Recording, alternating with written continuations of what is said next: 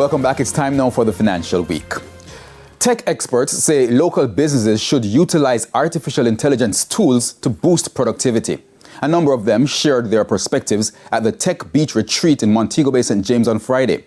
Our business reporter, Javon Keys, is there.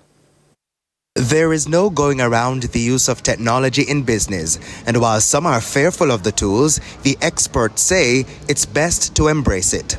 Principal engineer at Google, Monica Lennart, says there are a number of software businesses can use which could lead them to focus on higher order tasks. Like Copilot. Make yourself effective when you're writing your docs. Make yourself effective when you're creating your slides for presentation. Use Gen AI to get started. Don't use that as an ending point, but that'll give you a jump start on getting your slides ready.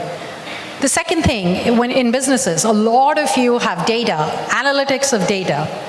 You have forecasting tools, you have predictive tools already available to you in cloud. Make use of that. That can help optimize your time to focus on the value add that you bring. Meanwhile, former employee at Google AI and founder of AI consultancy firm Mento, XIE, says marketing is another area which businesses can use artificial intelligence to boost. If you do have a business that requires some type of digital advertising, thinking about using the AI tools built into those platforms, right? So whether you're using Instagram, TikTok, or like Google advertising, they all now have built-in AI features to help optimize your campaigns to work better. And the first way I think about is helping me generate the content. Now, it's not necessarily like writing my sales pitches for me, but the areas where I know I'm weak, how can I use this to aid me? The second area in marketing that I think about is in advertising. She says there are also tools that can do sentiment analyses, which could help businesses gauge how people feel about their products and services. The experts are part of the Tech Beach Retreat in Montego Bay, St. James, an event which first started in 2016. What we wanted to do was create a space where these different demographics could come together, that people could connect meaningfully without barriers, right? And that we could start to build a new innovation ecosystem for the region that can help people and organizations really focus on transformation. What that evolved into from an event starting in 2016 to a platform that has blossomed into attracting some of the best companies in the world, Google, NVIDIA, OpenAI, they're all here.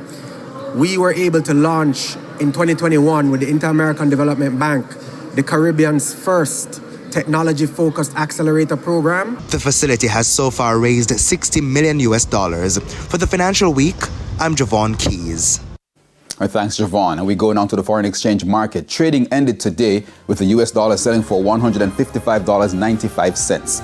$116.48 is the going rate for the Canadian dollar.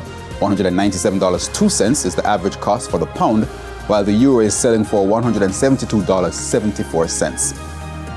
On the stock markets, the JSE index gained 521 points today, while the junior market index lost 14 points. Among the winners, Caribbean Flavors and Fragrances, Epley, KLE Group, G West Corporation, and Epley Caribbean Property Fund.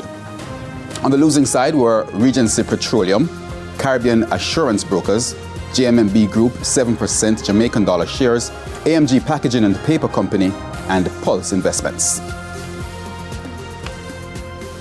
And that's it for the Financial Week. News from overseas when we return.